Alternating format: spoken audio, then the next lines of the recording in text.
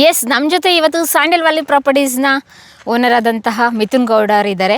ಗೌಡ್ರೆ, ನಾನು first of all ಕೇಳಬೇಕು, ಫಾರ್ಮ್ ಪ್ಲಾಟ್ ಅಂದರೆ ಏನು ಕಾನ್ಸೆಪ್ಟ್? ಸೊ ಫಾರ್ಮ್ ಪ್ಲಾಟ್ಸ್ ಅಂತಂದರೆ ಈಗ ನಾರ್ಮಲ್ ಆಗಿ ಅಗ್ರಿಕಲ್ಚರ್ ಲ್ಯಾಂಡ್ ಎಲ್ಲ ತೊಗೊತಾರೆ.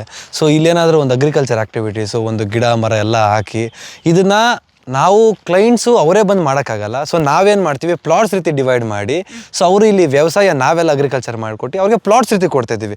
ಸೊ ಅವ್ರಿಗೆ ಗಿಡಗಳು ಸಿಗ್ತದೆ, ಮೇಂಟೆನೆನ್ಸು ಒಬ್ಬರು ಮಾಡ್ತಾರೆ.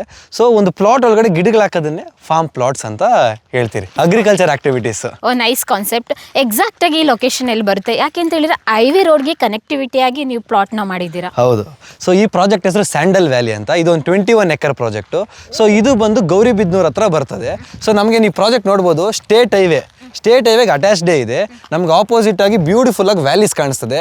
ಅಲ್ಲಿ ನಮಗೆ ರಾಮಗಿರಿ ಬೆಟ್ಟ ಮತ್ತು ದೇವಸ್ಥಾನ ಎಲ್ಲ ಇರುತ್ತೆ.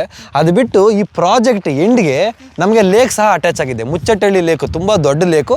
ಸೊ ನಮಗೆ ಬೋತ್ ವ್ಯಾಲಿ ವ್ಯೂ ಮತ್ತು ಲೇಕ್ ವ್ಯೂ ಸಿಗುತ್ತೆ. ಸೊ ನಮಗೆ ಈ ಲೊಕೇಶನ್ ಏನಂತ ಕೇಳಿದ್ರೆ, ನೀವು ಬೆಂಗಳೂರಿಂದ 85 to 95 ಕಿಲೋಮೀಟರ್ ಡಿಸ್ಟೆನ್ಸಲ್ಲಿ ಇದೆ.